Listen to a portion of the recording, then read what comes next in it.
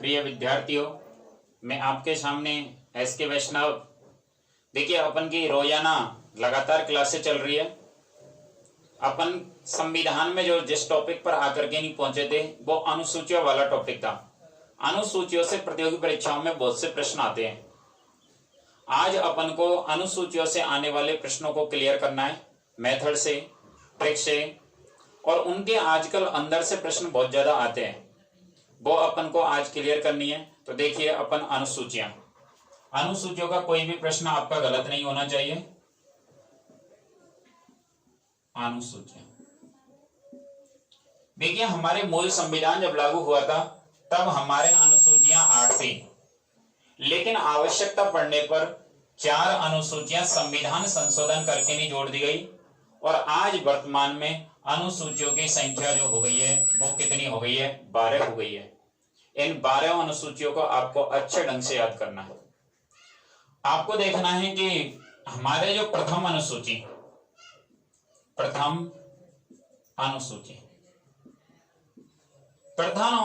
में संघीय क्षेत्रों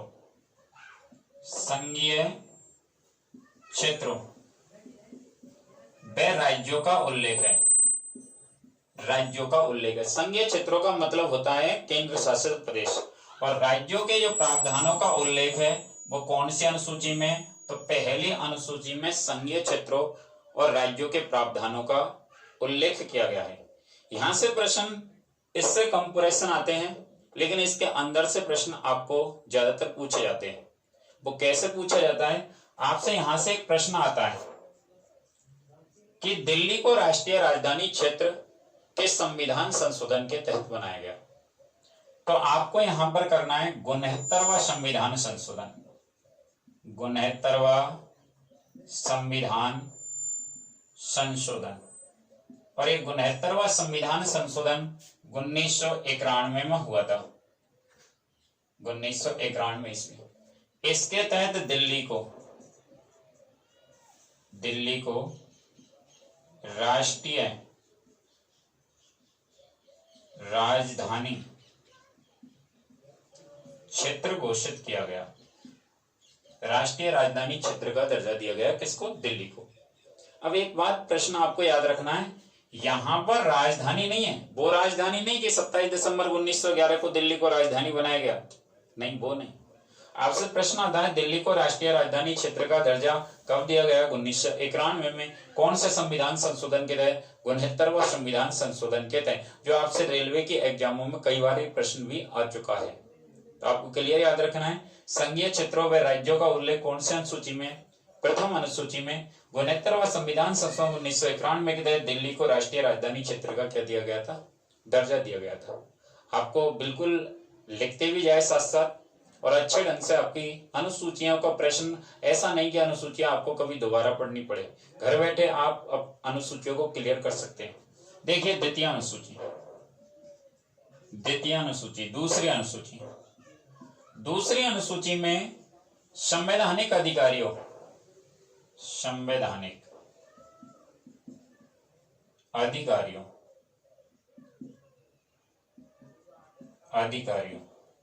के वेतन भत्तों का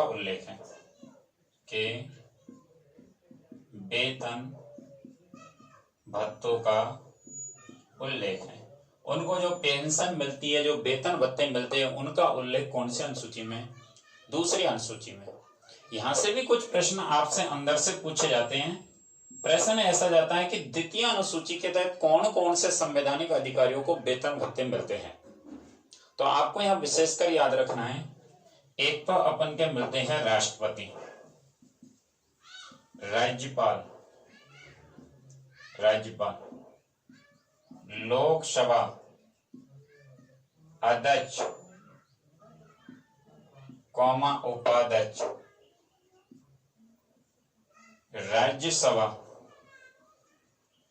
राज्यसभा सभापति,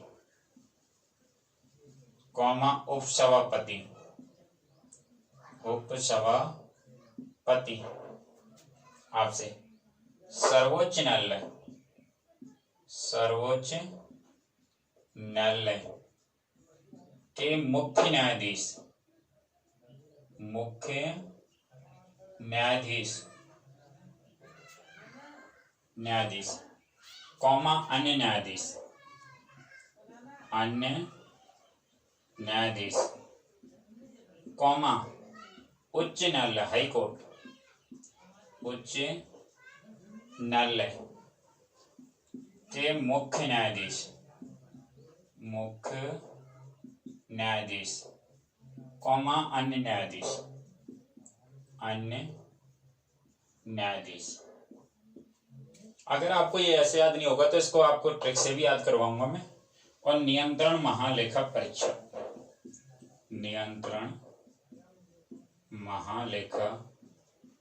परीक्षक आदि को जो वेतन भत्ते जो पेंशन मिलती है वो कौन सी अनुसूची के तहत मिलती है? द्वितीय अनुसूची के तहत मिलती है। तो आपसे कभी कभी प्रश्न ऐसे भी आ जाता है, निम्न अधिकारियों में से, संवैधानिक अधिकारियों में से किसको द्वितीय अनुसूची के तहत वेतन भत्ते प्राप्त होते हैं? तो आपको इनमें से करना है राष्ट्रपति, राज्यपाल, लोकसभा अध्यक्ष और उपाध्यक्ष, राज्यसभा सभापति और उपसभापति, सर्वोच्च न्यायालय और उच्च न्यायालय के मुख्य न्यायाधीश और अन्य न्यायाधीश, और नियंत्रण महालेखा परीक्षक। उनको वेतन भत्ते पेंशन जो मिलते हैं वो कौन सी अनुसूची के तहत मिलते हैं? तो दूसरी अनुसूची के तहत मिलते हैं। दोनों अनुसूचियां क्लियर होनी चाहिए। अभी आपकी 12 अनुसूचियां बिल्कुल क्लियर हो जाएगी, कभी भी आपका प्रश्न गलत नहीं होगा। एक बार फिर से देख रहा हूं मैं। पहली अनुसूची, प्रथम अनुसूची में संघीय क्षेत्रों व राज्यों का उल्लेख है। दिल्ली को 69वें संविधान संशोधन 1991 के तहत दिल्ली को राष्ट्रीय राजधानी क्षेत्र का दर्जा दिया गया था।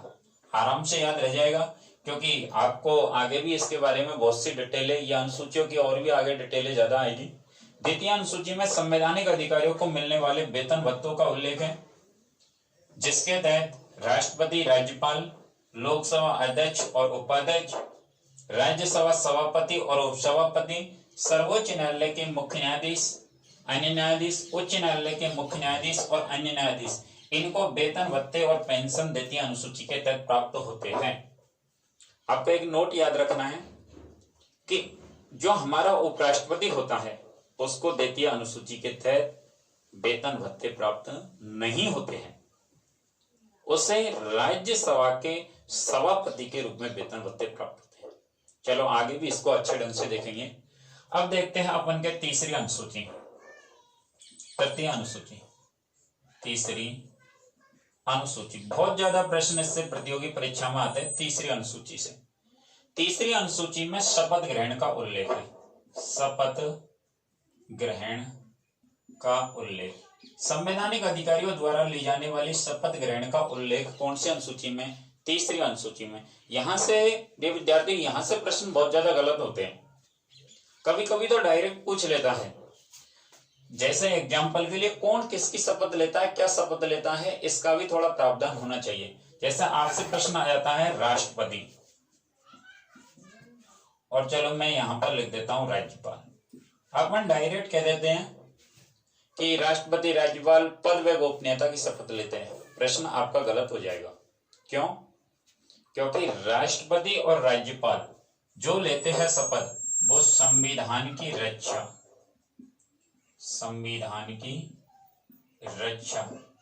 व लोक कल्याण की शपथ ग्रहण करते हैं। लोक कल्याण की शपथ ग्रहण। आपको थोड़ा ये विशेषकर याद रखना है कि राष्ट्रपति किसकी शपथ लेता है? तो संविधान की रक्षा और लोक कल्याण की लेता है। राज्यपाल भी किसकी शपथ लेता है? तो संविधान की रक्षा और लोक कल्याण की। कौन शपथ लेता है? राष्ट्रपति। और कौन लेता है? राज्यपाल। आपको कभी भी याद रखना है, ये मंत्री किसकी शपथ लेते हैं? आपसे प्रश्न ये भी कई बार एग्जामों में जाता है। जो मंत्री शपथ ग्रहण करते हैं वो करते हैं पद व गोपनीयता की, पद व गोपनीयता की शपथ ग्रहण। थोड़ा विशेषकर आपसे आता है मंत्री किसकी शपथ ग्रहण करते हैं? पद व गोपनीयता की। तो अन्य किसकी शपथ ग्रहण करते हैं? आपसे पूछा जाए, अन्य कोई भी पदाधिकारी पूछा जाए, तो वो आपको करना है संविधान के प्रति निष्ठा की, संविधान के प्रति निष्ठा की शपथ लेते हैं। संविधान के प्रति निष्ठा की, याद रखना है आपको, एक बार फिर से सुन लीजिए। तीसरी अनुसूची में शपथ ग्रहण का उल्लेख है। संवैधानिक अधिकारियों द्वारा ली जाने वाली शपथ ग्रहण का उल्लेख कौन सी अनुसूची में? तीसरी अनुसूची में। राष्ट्रपति और राज्यपाल संविधान की रक्षा, लोक कल्याण की शपथ लेते हैं। क्लियर होना चाहिए, एक एक पॉइंट बिल्कुल क्लियर होता जाना चाहिए। अगर आपको कोई डाउट होता आप डायरेक्ट कमेंट डाल करके नहीं पूछ भी सकते हैं। मंत्री जो लेते हैं वो पद व गोपनीयता की शपथ ग्रहण करते हैं और अन्य जो ग्रहण करते हैं वो संविधान के प्रति निष्ठा की करते हैं। लेकिन कभी कभी अपन क्या करते हैं, मंत्री को आप कर देंगे संविधान की रक्षा, तो गलत हो जाएगा। राष्ट्रपति और राज्यपाल ही संविधान की रक्षा, लोक कल्याण की शपथ लेते हैं, जबकि मंत्री पद व गोपनीयता की शपथ ग्रहण करते हैं और अन्य पदाधिकारी संविधान के प्रति निष्ठा की करते हैं। तीनों अनुसूचियां क्लियर होनी चाहिए। पहली अनुसूची में क्या था? संघीय क्षेत्रों व राज्यों का उल्लेख था। आपने वहां देखा था 69वां संविधान सन 1991 के तहत दिल्ली को राष्ट्रीय राजधानी क्षेत्र का दर्जा दिया गया था। फिर अपन ने देखी थी दूसरी अनुसूची में संवैधानिक अधिकारियों को मिलने वाले वेतन भत्तों का उल्लेख था। और तीसरी अनुसूची में देखा अपन ने शपथ ग्रहण का उल्लेख था। कौन किसकी शपथ लेना है ये भी आप जान चुके। कोई पूछता है कि राज्यपाल किसकी लेगा, तो संविधान की रक्षा व लोक कल्याण। सेम कंडीशन राष्ट्रपति। मंत्री लेंगे पद व गोपनीयता की और अन्य पदाधिकारी लेंगे संविधान के प्रति निष्ठा की। अब अपन पहुंचते हैं चतुर्थ अनुसूची में। चतुर्थ अनुसूची, चौथी अनुसूची पे पहुंच रहे। चौथी अनुसूची में राज्यसभा सीटों का बंटवारा। राज्यसभा सीटों का आवंटन का उल्लेख कौन सी अनुसूची में? चौथी अनुसूची में। इसको अपन राज्यसभा के समय भी थोड़ा अच्छे ढंग से देखेंगे। आपसे प्रश्न आ जाता है पांचवी अनुसूची और पांचवी अनुसूची में जो उल्लेख है वो एसटी और एससी प्रशासन एवं उनके प्रावधानों का उल्लेख है। एसटी का मतलब होता है अनुसूचित जनजाति और एससी का मतलब होता है अनुसूचित जाति के जो विशेष प्रावधान और प्रशासन का उल्लेख है वो कौन सी अनुसूची में? पांचवी अनुसूची में है। आपको आराम से याद रह सकता है कि चतुर्थ अनुसूची में राज्यसभा सीटों का क्या है? आवंटन है और पांचवी अनुसूची में एसटी एससी के विशेष प्रावधान और प्रशासन का क्या है? उल्लेख है। इसके बाद आती है हमारे कौन सी अनुसूची? छठवीं अनुसूची। कौन सी? छठवीं अनुसूची। छठवीं अनुसूची में अमी मित्र राज्य के विशेष प्रावधानों का उल्लेख है। यहाँ पर थोड़ा सा समझेंगे अमी मित्र राज्यों का मतलब क्या है। मैंने थोड़ा एक ट्रिक से बोला है। ए का मतलब होता है असम, दूसरा मिजोरम, तीसरा मे का मतलब मेघालय और त्रे का मतलब त्रिपुरा। इनके जो विशेष प्रावधान है उनका उल्लेख कौन सी अनुसूची में? छठवीं अनुसूची में है। प्रिय विद्यार्थियों एक बार देखेंगे छठवीं अनुसूची में अमी मित्र राज्यों का विशेष उल्लेख है। ए का मतलब हो गया असम, मी का मतलब मिजोरम, मे का मतलब मेघालय और त्रे का मतलब त्रिपुरा। इनके जो विशेष प्रावधान है उनका उल्लेख कौन सी अनुसूची में? छठवीं अनुसूची में। मैं यहाँ तक आपको एक बार, अब इसके बाद में बहुत ही ज्यादा महत्वपूर्ण जो अनुसूची है 7वीं 8वीं जो आगे वाली है वो बहुत ज्यादा महत्वपूर्ण है। एक बार फिर से देख लीजिए। तीसरी अनुसूची में शपथ ग्रहण का उल्लेख है। राष्ट्रपति और राज्यपाल संविधान की रक्षा और लोक कल्याण की शपथ ग्रहण करता है। मंत्री पद व गोपनीयता की शपथ ग्रहण करते हैं। अन्य पदाधिकारी संविधान के प्रति निष्ठा की शपथ ग्रहण करते हैं। चतुर्थ अनुसूची में राज्यसभा सीटों का आवंटन किया गया है। पांचवी अनुसूची में एसटी एससी के विशेष प्रावधान प्रशासन का उल्लेख किया गया है और छठवीं अनुसूची में अमी मित्र राज्य असम, मिजोरम, मेघालय, त्रिपुरा के विशेष प्रावधानों का उल्लेख किया गया है। कौन सी अनुसूची में? छठवीं अनुसूची में। अब अपन आगे पहुंचते हैं जो आपके बहुत ही महत्वपूर्ण अनुसूची है और वो कौन सी अनुसूची है? सातवीं अनुसूची। सातवीं अनुसूची देखिए, सातवीं अनुसूची में जो है वो शक्तियों का बंटवारा किया गया है। शक्तियों का बंटवारा किया गया। सातवीं अनुसूची में शक्तियों का बंटवारा किया गया। कौन कौन सी सरकार? केंद्र सरकार और राज्य सरकार के बीच जो शक्तियां हैं उनका बंटवारा कौन सी अनुसूची में किया गया है? 7वीं अनुसूची में किया गया है। 7वीं अनुसूची। आपने देखा है इस सूची को सूचियों की अनुसूची भी कहा जाता है। सूचियों की अनुसूची। सूचियों की अनुसूची किसे कहा जाता है? तो आपसे प्रश्न का आएगा तो यही करनी है, कौन सी? 7वीं अनुसूची को सूचियों की अनुसूची कहा जाता है। क्यों कहा जाता है? क्योंकि इसमें 3 सूची है। पहली सूची तो कौन सी है? संघ सूची। और दूसरी कौन सी सूची है? राज्य सूची। और तीसरी कौन सी सूची है? समवर्ती सूची। समवर्ती सूची। आपको थोड़ा विशेषकर ध्यान रखना है। 7वीं अनुसूची को सूचियों की अनुसूची कहते हैं। एक लाइन थोड़ा सा मैं यहां पर बता देता हूं, थोड़ा विशेषकर। जो दूसरी और तीसरी अनुसूची थी, दूसरी और कौन सी? तीसरी। दूसरी और तीसरी अनुसूची को अनुपूरक अनुसूची कहा जाता है। अनुपूरक अनुसूची कहा जाता है। चलो वैसे मैं इसे थोड़ा बाद में बताता, लेकिन यहाँ पर ही थोड़ा याद रखना। दूसरी और तीसरी अनुसूची को तो अनुपूरक अनुसूची कहते हैं, जबकि 7वीं अनुसूची को सूचियों की अनुसूची कहते हैं, क्योंकि 7वीं अनुसूची में संघ सूची, राज्य सूची और समवर्ती सूची इनका उल्लेख है। इस संघ सूची को ही अपन केंद्र सूची नाम से भी जानते हैं। देखिए, संघ सूची के विषयों पर केवल केंद्र सरकार कानून बना सकती है, आपको याद रखना है। राज्य सूची के विषयों पर राज्य सरकार कानून बना सकती है, लेकिन समवर्ती सूची के विषयों पर दोनों सरकारें कानून बना सकती है और विवाद की स्थिति में केंद्र सरकार का कानून ही मान्य होता है। एक बार फिर से इसका दोबारा से देखेंगे। संघ सूची के विषयों पर केंद्र सरकार कानून बना सकती है। पहले संघ सूची में 97 विषय थे। कितने विषय थे? 97 विषय थे। लेकिन वर्तमान में इस सूची में 100 विषय है। कितने हैं? 100 विषय। याद रखना है, आपको 99 नहीं करना। कुछ किताबों में 99 डला हुआ है जो वर्तमान में गलत है, वो पुराने अनुसार है। आपसे पूछा जाए संघ सूची के विषयों पर केंद्र सरकार कानून बनाती है, इसको अपन और भी डिटेल से समझेंगे कौन कौन से वे है, तो उनको ये अलग से टॉपिक भी आएगा अपन के इसके तुरंत बाद ही, उसमें इनकी विशेषकर जानकारी भी ग्रहण अपन करेंगे। संघ सूची के विषयों पर केंद्र सरकार कानून बना सकती है, जिसमें पहले 97 विषय थे, वर्तमान में कितने विषय? 100 विषय हैं। आराम से याद रह जाएंगे। राज्य सूची के विषयों पर राज्य सरकार कानून बना सकती है, राज्य विधानमंडल कानून बना सकते हैं। इसमें जो पहले विषय थे वो 67 विषय थे। कितने विषय थे? 67 विषय थे। लेकिन वर्तमान में इसमें कितने विषय? 61 विषय हैं। थोड़ा विशेष कर याद रखिए, ये भी आपसे कभी कभी गलत हो जाता है। यहाँ 62 विषय आ जाए तो वो नहीं करना है आपको। कितने विषय करने? 61 विषय करने। आराम से।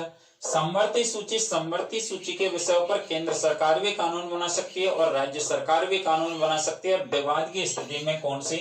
केंद्र सरकार का कानून ही मान्य माना जाता है। इस सूची में पहले 47 विषय थे, लेकिन वर्तमान में इस सूची में कितने विषय? 52 विषय है। आराम से याद रह जाए, ये भी एग्जाम में आ चुका है, ये भी एग्जाम में आ चुका है। देखिए एक बार फिर से, संघ सूची में वर्तमान में कितने विषय? 100। राज्य सूची में कितने? 61। समवर्ती सूची में कितने?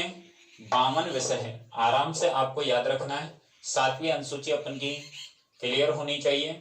7वीं अनुसूची में शक्तियों का क्या किया गया है? बंटवारा किया गया है। संघ सूची, राज्य सूची और समवर्ती सूची, 3 सूचियों का उल्लेख कौन सी में? 7वीं में, इसलिए इसे सूचियों की क्या कहते हैं? अनुसूची। थोड़ा रुक करके, दूसरी और तीसरी अनुसूची को क्या कहा जाता है? अनुपूरक अनुसूची कहा जाता है। देखिए, संघ सूची में अपन ने देखे 100 विषय है, राज्य सूची में 61 है और समवर्ती सूची में वर्तमान में 52 विषय है। अब देखिए अपन के 8वीं अनुसूची, जो एग्जाम की दृष्टि से अति महत्वपूर्ण है और 8वीं अनुसूची से आपको कई प्रकार के प्रश्न भी आते हैं। तो देखिए 8वीं अनुसूची, 8वीं अनुसूची में भाषाओं का उल्लेख है। किनका उल्लेख है? भाषाओं से संबंधित है। कौन सी अनुसूची? भाषाओं। भाषाओं का उल्लेख कौन सी अनुसूची में? 8वीं अनुसूची में भाषाओं का उल्लेख किया गया है। थोड़ा इसको विशेषकर समझेंगे। पहले हमारे संवैधानिक जो भाषाएं थी वो कितनी थी? 14 थी। कितनी थी? 14। फिर हमारे कितनी जुड़ी? 8। और वर्तमान में कितनी हो गई? 22 भाषाओं का 8वीं अनुसूची में उल्लेख है। एक बार फिर से विशेषकर 8वीं अनुसूची में संवैधानिक भाषाओं का उल्लेख है, जिसमें पहले 14 थी, फिर 8 जुड़ी, वर्तमान में कितनी हो गई? 22 भाषाएं हो चुकी है। आपको थोड़ा देखना है कौन सी भाषा कब जुड़ी, मतलब कितनी जुड़ी? 8 जुड़ी थी। आपसे प्रश्न आता है, हमारे जुड़ी थी सिंधी, कोंकणी, मणिपुरी, नेपाली, बोडो, डोंगरी, मैथिली और संताली। लेकिन इनके लिए आजकल ऐसे प्रश्न नहीं आता कि यहीं से प्रश्न आ जाए। आजकल प्रश्न ऐसा आता है, सिंधी भाषा कौन से संविधान संशोधन के तहत जुड़ी? कोंकणी भाषा किस संविधान संशोधन के तहत जुड़ी? बोडो, डोंगरी, मैथिली, संताली किसके तहत जुड़ी? डोंगरी भाषा किसके तहत जुड़ी? तो इस प्रकार के प्रश्न आते हैं। और आजकल ऐसा नहीं कि आप सोच रहे हो कि ग्रुप डी में वैसे ही पूछ ले जाते हैं, एनटीपीसी में ऐसे पूछ ले जाते हैं, बड़ी एग्जामों में कुछ लगाते हैं, ऐसा कुछ नहीं है। आजकल कंपटीशन बहुत हाई है और आजकल कंपटीशन में छोटे छोटे क्वेश्चन बहुत विशेषकर अच्छे ढंग से क्या किए जाते हैं? पूछे जाते हैं। तो वो देखने की कोशिश करेंगे। देखिए, हमारे एक भाषा जोड़ी गई थी सिंधी। कौन सी? सिंधी भाषा सबसे पहले जुड़ी थी सिंधी। और ये जो सिंधी भाषा है, ये 21वां संविधान संशोधन हुआ था। 21वां संविधान संशोधन और ये 21वां संविधान संशोधन 1967 ईस्वी के तहत जोड़ी गई थी। कौन सी भाषा को? सिंधी भाषा को जोड़ा गया। आपको याद रखना है कौन सा संविधान संशोधन हुआ था? 21वां संविधान संशोधन के तहत किसको जोड़ा गया था? सिंधी भाषा को। कब जोड़ा गया था? 1967 ईस्वी में जोड़ा गया था। इसके बाद हमारे जुड़ी थी 3 भाषाएं जोड़ी गई थी, कोंकणी, मणिपुरी और नेपाली। इन तीनों भाषाओं को जोड़ा गया था। कोंकणी, मणिपुरी और नेपाली तीनों भाषाओं को एक साथ जोड़ा गया था। और आपसे प्रश्न आ जाता है, ये कब जोड़े गए? इनके लिए 71वां संविधान संशोधन, और ये हुआ था 1992 ईस्वी में। 71वां संविधान संशोधन 1992 ईस्वी के तहत कोंकणी, मणिपुरी और नेपाली भाषा को जोड़ा गया था। ध्यान पर सुनिए, 4 भाषाएं हो चुकी है नवीन। सिंधी 1, कोंकणी 2, मणिपुरी 3 और नेपाली 4। आपसे पूछा नेपाली कब जोड़ी गई? तो 1992। मणिपुरी कब जोड़ी गई? 1992। कोंकणी कब जोड़ी गई? 1992। लेकिन सिंधी कब जोड़ी गई? 1967। और ये पहले हमारे जबलपुर बोर्ड से भी आ चुका है और चेन्नई से भी आ चुका है, रेलवे में, और कई बार आरपीएससी में भी ये प्रश्न पूछे जा चुके हैं। इसलिए जो रेलवे के साथ साथ रीट की जो तैयारी भी कर रहे हैं, उनके भी ज्यादातर एग्जामों में प्रश्न आते हैं। इसके बाद हमारे 4 भाषाएं और आती है। उसके लिए आप ट्रिक से भी याद रख सकते हैं। ट्रिक लिख देता हूं मैं। आपने बोर्ड मास मैथमेटिक्स में पढ़ा होगा। चलो, मैंने ये लिख दिया बोर्ड मास। इसका मतलब हो गया बोडो,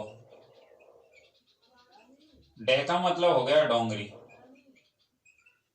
और मैं का मतलब हो गया मैथिली, और से का मतलब हो गया संथाली। बोडो, डोंगरी, मैथिली, संथाली, ये 4 भाषाएं। ऊपर वाली 4 हो चुकी है, नीचे वाली 4, टोटल कितनी हो गई? 8। बोडो, डोंगरी, मैथिली और संथाली जो जोड़ी गई थी, आपसे प्रश्न आ जाता है ये कब जोड़ी गई? तो 92वां संविधान संशोधन, 92वां संविधान संशोधन, और 2003 के तहत इनको जोड़ा गया था। किसको? बोडो, डोंगरी, मैथिली और संथाली को जोड़ा गया था। आराम से याद करना है। प्रश्न 8वीं अनुसूची बहुत ज्यादा महत्वपूर्ण है। अभी 8 अनुसूची रही, अभी 4 और है। ये तो हमारे मूल संविधान की अनुसूचियां हुई है। जो नई जुड़ी है उनको भी अपन को आज ही पढ़ना है और उनको भी अपन को क्लियर करना है। 8 अनुसूचियां, 8वीं एक बार और समझ लेंगे। 8वीं अनुसूची में भाषाओं को लेके पहले हमारे 14 संवैधानिक भाषाएं थी। आवश्यकता पड़ने पर हमने संविधान संशोधन किए और 8 अनुसूचियां जोड़ी। टोटल वर्तमान में कितनी है? 22। सिंधी भाषा को 21वां संविधान संशोधन 1967 के तहत जोड़ा गया। कोंकणी, मणिपुरी, नेपाली को 71वां संविधान संशोधन 1992 के तहत जोड़ा गया। बोडो, डोंगरी, मैथिली, संताली को 92वां संविधान संशोधन 2003 के तहत जोड़ा गया। यहां तक आपका सबका क्लियर होगा।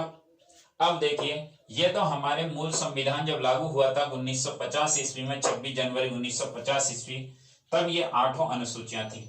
लेकिन आगे आवश्यकता पड़ने पर अन्य अनुसूचियों को भी जोड़ा गया था, इसलिए मैं उनको एक साथ लिख रहा हूं। आपको एग्जाम की दृष्टि से याद रखनी है। 9वीं अनुसूची,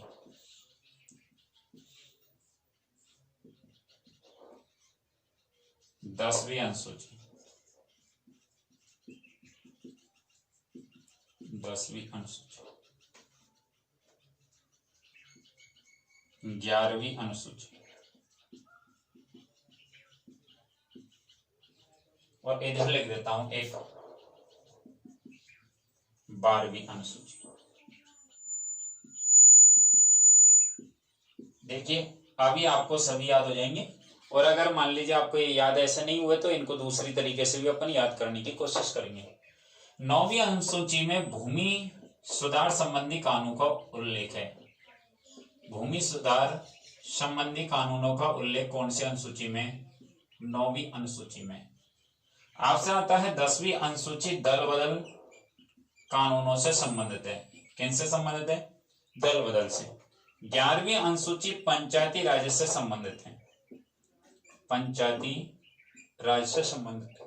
और 12वीं अनुसूची नगर पालिकाओं से संबंधित है, नगर पालिकाओं के कानूनों से संबंधित है। कौन? नगर पालिकाओं के कानूनों से संबंधित है। एक बार फिर से सुन लेंगे।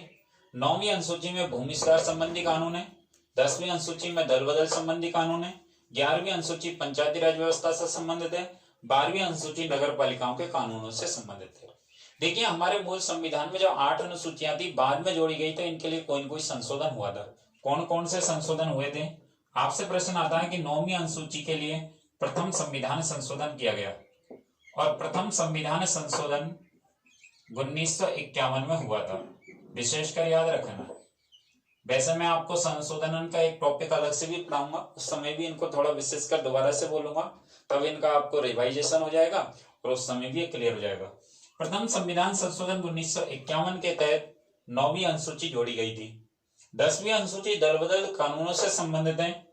यह अनुसूची 52वां संविधान संशोधन, 52वां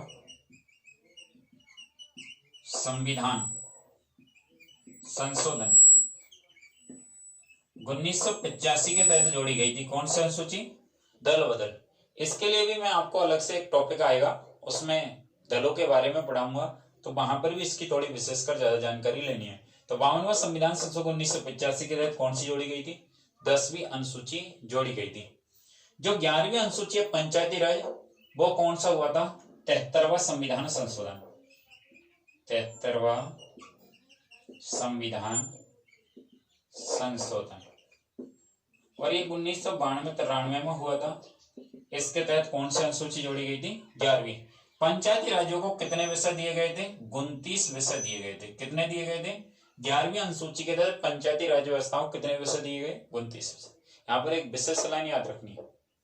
भारत में सबसे पहले पंचायती राज व्यवस्था की जो स्थापना हुई थी वो 2 अक्टूबर 1959 ईस्वी को राजस्थान के नागौर जिले के बगदरी गांव में हुई थी। वो लाइनें लगे, एक बार फिर से सुनो। सबसे पहले पंचायती राज व्यवस्था जो स्थापित हुई थी वो राजस्थान में हुई थी। राजस्थान में 2 अक्टूबर 1959 ईस्वी को राजस्थान के नागौर जिले के बगदरी गांव में हुई थी। आपसे कभी प्रश्न ये भी आ जाता है कि वर्तमान में पंचायती राज व्यवस्था किस राज्य में लागू नहीं है, तो वो आपको करना है अरुणाचल प्रदेश, उत्तर करना है। एक बार फिर से आ जाइए। 11वीं अनुसूची में पंचायती राज, जिसमें कितने विषय? 29। 73वां संविधान संशोधन 1992-93 के तहत कौन सी अनुसूची जोड़ी गई थी? 11वीं अनुसूची। 12वीं अनुसूची पर आ जाएंगे। 74वां संविधान संशोधन, 74वां संविधान संशोधन 1993 के तहत, 1993 के तहत कौन सी अनुसूची जोड़ी गई थी? 12वीं अनुसूची। और 12वीं अनुसूची के तहत नगर पालिकाओं को कितने विषय प्रदान किए गए थे? 18 विषय प्रदान किए गए। ये भी प्रश्न आपके एग्जाम में आ चुका है कि 12वीं अनुसूची के तहत नगर पालिकाओं कितने विषय प्रदान किए गए, तो 18 विषय प्रदान किए गए। जबकि पंचायती राज्य के तहत 11वीं अनुसूची के तहत पंचायतों को कितने विषय, 29 विषय। जैसे पंचायतों का गठन, उनके कार्य, इनका उल्लेख कौन सी अनुसूची में, 11वीं। जैसे नगर पालिकाओं का गठन, उनके कार्य, उनका उल्लेख कौन सी अनुसूची में, 12वीं अनुसूची में। एक बार फिर से सुनिए, 9वीं अनुसूची में भूमि सुधार संबंधी प्रथम संविधान संशोधन 1951, 10वीं अनुसूची दल बदल संबंधी 52वां संविधान संशोधन 1985, 11वीं अनुसूची पंचायती राज विषयों से संबंधित कितने विषय, 29 विषय, 73वां संविधान संशोधन 1992 और 93, 12वीं अनुसूची नगर पालिकाओं से संबंधित 74वां संविधान संशोधन 1993, नगर पालिकाओं को 18 विषय और पंचायतों को 29 विषय। एक बार पूरे को क्लियर करते हैं। पहली अनुसूची में संघ व राज्य, दूसरी अनुसूची में वेतन और भत्ते, तीसरी अनुसूची किससे संबंधित थी, शपथ ग्रहण। दूसरी और तीसरी अनुसूची को अपन ने क्या कहा था, अनुपूरक अनुसूची कहा था। आपने देखा चौथी अनुसूची में राज्यसभा सीटें, 5वीं में एसटी और एससी, 6ठी में असम, मिजोरम, मेघालय, त्रिपुरा के जो विशेष प्रावधान है उनका उल्लेख कौन सी में, 6ठी में। 7वीं में अपन ने पढ़ा था शक्तियों का बंटवारा, और उसमें अपन ने पढ़ा था संघ सूची, राज्य सूची और समवर्ती सूची। 8वीं अनुसूची में अपन ने देखा था भाषाओं का उल्लेख, जो पहले 8 थी वो पहले 14 थी, बाद में 8 जुड़ी, टोटल वर्तमान में कितनी 22 होगी। जिसमें अपन ने पहले देखी सिंधी 1967 वाली, कोंकणी, मणिपुरी, नेपाली देखी, फिर बोडो, डोंगरी, मैथिली और संताली देखी। 9वीं अनुसूची भूमि सुधार, 10वीं दल बदल, 11वीं पंचायती राज और 12वीं नगर पालिका। एक बार आप सभी मेरे साथ अपने मन में बोलेंगे। पहली अनुसूची संघ व राज्य, दूसरी अनुसूची वेतन भत्ते, तीसरी अनुसूची शपथ ग्रहण, चौथी अनुसूची राज्यसभा सीटें, 5वीं एसटी और एससी और 6ठी असम, मिजोरम, मेघालय और त्रिपुरा, 7वीं शक्तियों का बंटवारा, 8वीं किससे संबंधित, भाषाओं से संबंधित, 9वीं भूमि सुधार, 10वीं दल बदल, 11वीं पंचायती राज और 12वीं नगर पालिकाएं। देखिए विद्यार्थियों, अपन इसके साथ बाद में मिलेंगे और अगला जो टॉपिक होगा उसको अपन ट्रिकों से देखेंगे, किस प्रकार से इनको याद करते हैं। आज अगर आपको हमारी ये वीडियो अच्छी लगी हो तो आप हमारे चैनल को लाइक एवं सब्सक्राइब कीजिए, और फिर अपन प्रतिदिन एक वीडियो के साथ सुबह और शाम रोजाना मिलते रहेंगे। आप हमारे चैनल से जुड़े रहिए और घर बैठे आप अपनी अच्छे ढंग से प्रतियोगी परीक्षाओं की तैयारी कर सकते हैं। और कोई भी अगर आपका डाउट है तो आप मैसेज के माध्यम से भी पूछ सकते हैं। मैंने आपको नंबर बताए मेरे 92 69 83 71 83। एक बार फिर से 9269837183। थैंक यू, धन्यवाद, फिर मिलते हैं।